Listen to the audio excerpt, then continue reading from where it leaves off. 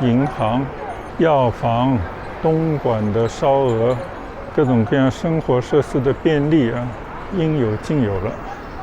在前面一点呢，还有肯特基这样的连锁的品牌，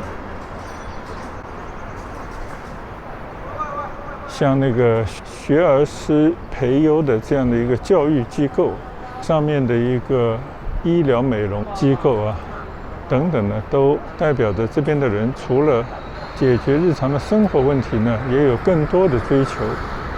对于当地人来讲啊，安居乐业，这是比什么都重要的啊！能够在以前几代人居住的这么环境当中继续的生活下去啊，我相信这是对普通人来讲没有比这更好的这么一个结果。所以广州呢，很多的这些屋村的改造啊，他们是原拆原建啊，回到原来居住地方继续生活。老街坊呢都是熟悉的人，或者呢一个村落里边的这些村民亲戚呢，还能够住在一个大的环境当中，平时呢经常走动，遇到过年过节这样的一些特殊的日子呢，大家可以有更多的聚会啊，所以这个呢是相当不错的一种政策啊。现在我走在杨箕村，以前的一个广州的城中村的里面，从周围现代的建筑来看呢，已经看不到乡村的痕迹了。但是从坐在这个路边闲聊的这些，应该就是当地的这些村民的身影呢，还多多少少可以感觉到以前乡村的一些痕迹啊。拔地而起的这些现代的公寓楼房，据说呢，这些应该都是当地的村民啊安置的这些房子。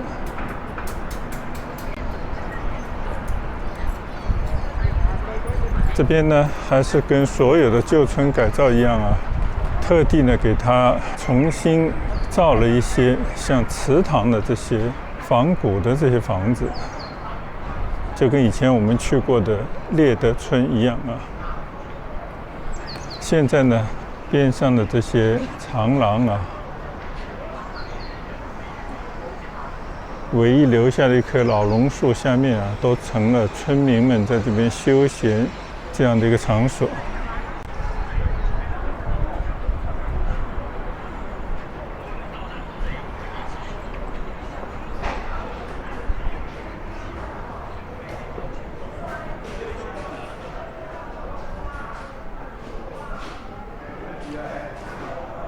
祠堂里头呢，已经成了村民们在这边打麻将、打牌、休闲聊天的地方。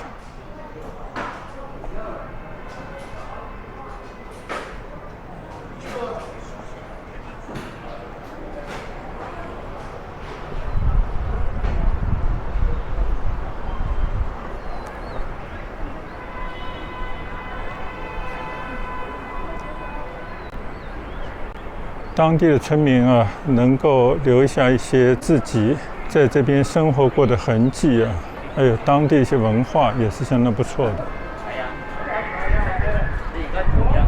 像这一些啊，蛮有岭南特色的这些屋檐、这些房顶，还有有意采用的这些比较复古的墙砖啊。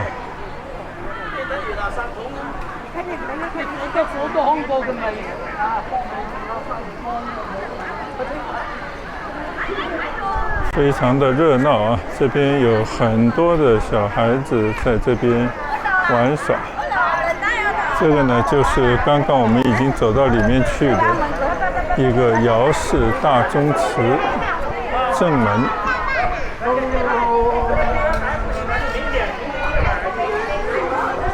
这边呢有一个非常高的门槛啊。这就是刚刚我们看到的，在里面大家玩耍、休闲娱乐的地方。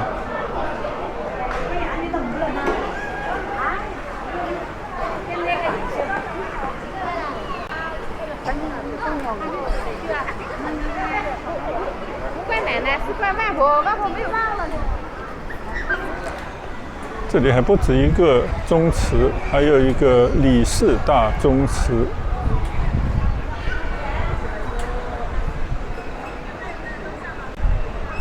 很有意思的一个大门啊，在这样的一个大门的下面开了一个口，应该没有我人那么高吧，就需要钻到里面去啊。同样，里面也都是变成了一个活动场所。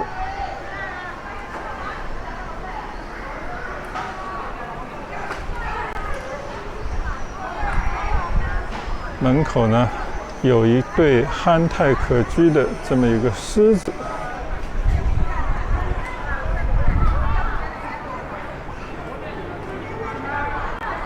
宋绍兴6年，可能就讲述的这个村的来历和历史吧。应该也是一个宋朝就有的一个古村落。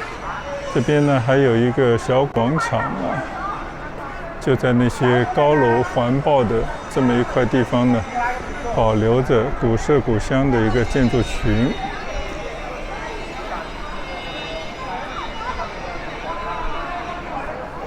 很多村民啊都在这边闲坐。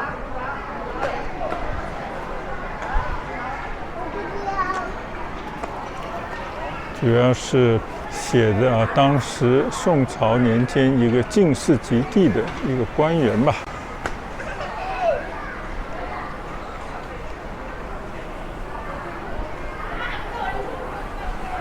这边的马路边上啊，还有一个小池子，这个池子里面呢还养了一些锦鲤，还弄了一个水车。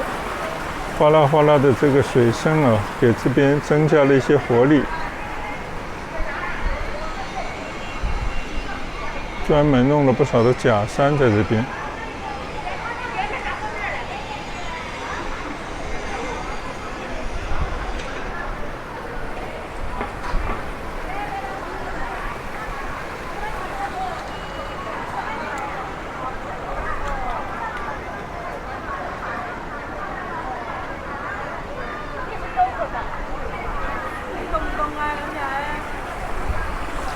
这边呢，以前应该属于是越秀区啊，在之前就是东山区和广州大道对面的天河区呢一街之隔。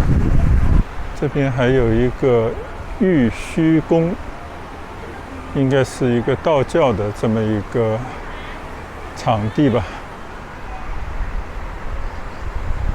雄正大街。嗨，大家好啊！今天呢，刚好到杨基这边来办点事啊。这么开车过来，停了车走上来呢，就发现杨基村呢，跟我以前的这个感觉完全不一样了。所以呢，就刚刚也就稍微走了一圈，给大家也随手拍了一拍。后面呢，就是正对着它那个大牌坊啊，所以呢，也算到此一游吧。